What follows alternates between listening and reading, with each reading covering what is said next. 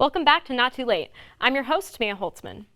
The air is crisp and the pumpkins are spiced, which means that fall is upon us once again. With fall comes every college student's favorite excuse to drink, Halloween. Every couple will be meticulously planning their costumes, but many unfortunate souls will opt for the boring, albeit classic outfits. A prince and a princess, Bonnie and Clyde, Dunkel and Snefew. And I'm here to propose some more alternative options for the creative couple. For some topical costumes, you might choose the Queen and the Grim Reaper, Lizzo and James Madison's Crystal Flute, or perhaps Nick Kroll and Harry Styles. Maybe you're looking for a more timeless costume, such as Lea Michele in a book, a wife guy and his mistress, and of course, Pamela Whitten and her $162,000 bonus. All of these are great options. However, you may be asking yourself, Mia, what about historic costumes? And worry not, friend, for I have the perfect costume for you. I present Jackie O and her sheet metal. It's a real triple threat, recognizable, cute, and most importantly, historically accurate. Now in today's episode, I will have the pleasure of interviewing Randy McDandy, a professional ghostwriter for YouTube apology videos. We'll be right back with that.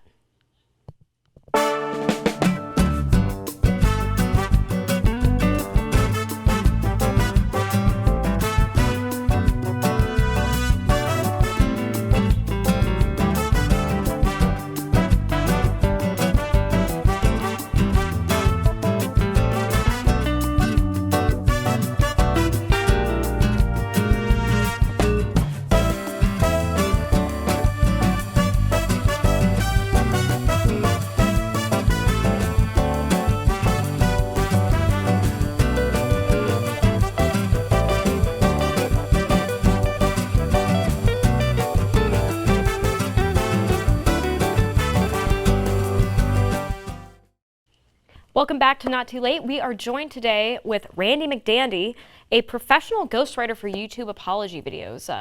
Randy, would you like to just tell us a little bit about what you do? Yeah, is this the interview starting? Yes, okay. Yes it is. Just give me 1 minute. Okay. 6 Shades. Thank you. I've had them since about 1973, back in the day. So I'm a ghostwriter for YouTube apology videos, but even before YouTube, I was in the scene. I worked in politics, I worked in fashion, I worked in travel, I worked underground, I've done a lot of different apologies for a lot of different heinous acts over the years. So, you mentioned you've been in this for a long time. Are there any high-profile clients that you've worked with? Oh yeah. I've worked with James Charles is one you might know. Gabby Hanna, although let's keep that under the radar. I've worked with Bill Clinton. Great guy. Horrible PR instincts. I've worked with Tana Mojo. Oh, okay, yeah. More recently, hundreds of others. If there's been an apology online, you can guarantee that I have written it. So now, for this profession, do you need a degree at all? A degree? What is a degree? I have my certificate in culinary arts from DeVry University. That didn't really do me much good in my career. Basically, I got good at apology videos for the same reason I needed, for survival, because I've needed to apologize for a lot of things over the years. Yeah. So, when people realized how good at it I was, they started hiring me out for these different jobs. First it was low-level gigs, in the beatnik clubs of 1950s New York. And then it sort of elevated to, people like Bill Clinton and Gabby Hanna, all those names I mentioned before. Mm-hmm. But it's been a long ride. So, outside of work, what are some things that you like to do? I like pheasant hunting, and I love to, throw the old bow and arrow around, like any other guy. But exactly. But in my personal life, I really am a man's man. Yeah. So, you mentioned a lot of high-profile people who have a lot of money. So, how much are your services typically? Mia, I couldn't say, unless you really wanted me to. It's about $1 million. Okay. But occasionally it will be less. Occasionally I get paid in gift cards, and that would be more like $450. Okay. But I usually start negotiations at $1 million. Okay, what gift cards do you prefer? Like Red Lobster, IKEA? Those, yeah. Red Lobster and IKEA are actually two of my favorites, Mia. I don't know how you would have guessed. I mean, they're Swedish meatballs at IKEA. Swedish meatballs are out of this world. I practically live on them, to the point where my doctor told me to eat something else. To which I said, no way!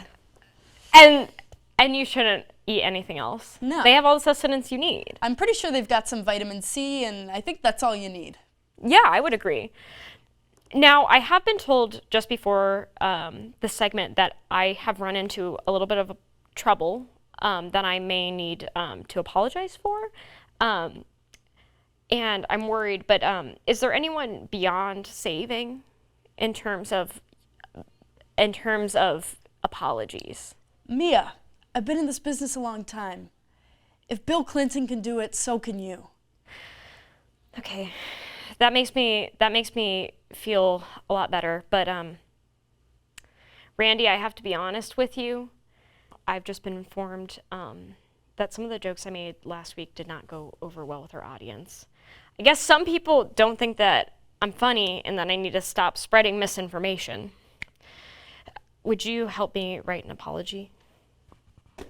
Mia, I thought you'd never ask. If there's one thing about a good apology, it's that it needs to come from the heart. My heart? How do I do that? Well, you know what they say. The song is the mouth of the heart. Do they say that? So let's get some music going. Is there any music we could play? Anything, just something to get the emotions. Yes! Is that good? Yes, this is beautiful. Now, just sing. About what? Just about things that you're sorry for. Anything. Okay, I'm sorry that I pushed my brother off. Sing it! I'm sorry that I pushed my brother off the swing. I'm sorry that I'm reluctant to sing. Just with more heart. I'm sorry I said Mark Cuban was dead. Just a funny thing that came to my head.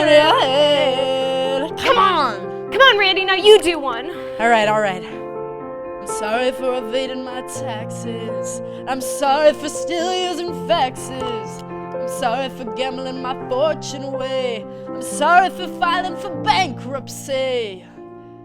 Now give me more. I think I'm finally ready to do an apology. You're more ready than you'll ever know. You're beautiful. You don't need me anymore. I'm ready. Goodbye, Mia. Bye. I go to jail tomorrow.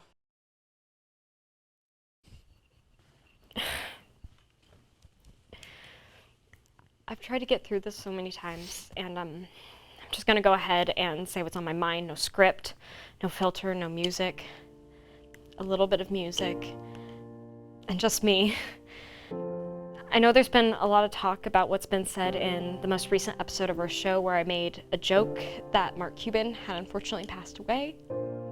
And this was false and unfair of me to say. Deep down, we all know what really happened to him. But you have to understand, this was just the norm for me. This is what was accepted where I lived. Everyone just generally agreed that Mark Cuban was dead. And it's actually kind of telling that you guys jump on me for this, but say nothing about the time that I insinuated Pam Whitten was the man terrorizing our sewers, or sold a machete to the guy that was actually in the sewers, or that time I killed the queen and kidnapped someone's baby. I just wanted to have it. Rest in peace to that baby. I hope you're doing business up in heaven with Mark Cuban right now. Sorry guys, my pet keeps trying to get in my room. It's so embarrassing. I'll just let them in so they don't keep messing up the video.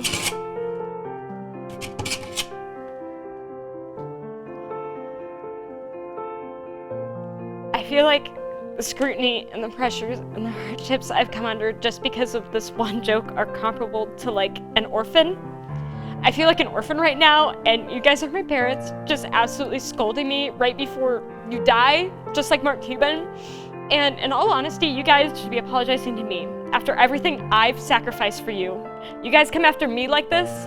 Have I not given you laughs and love over the years, countless hours of entertainment that I sweated, bled, and cried over just for you? God, this is just hard. So hard. Harder than trying to resist the new roast beef broth menu item exclusively at Liquid Arby's. At the end of the day, I would just like to apologize to one particular person more than anyone else. Mark Cuban, Rip, I'm so sorry that you feel this way about being dead.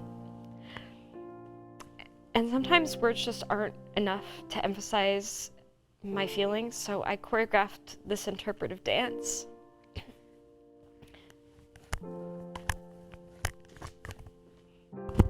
We will move on from this.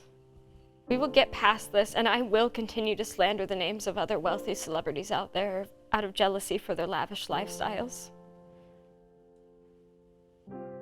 Literally, what do I have to be sorry for, guys? Like, I'm so sorry no one can take a goddamn joke these days. Well, that's all we have for you. Tune in to our next episode, which just might be a spooky Halloween episode. I'm Mia Holtzman. See you later.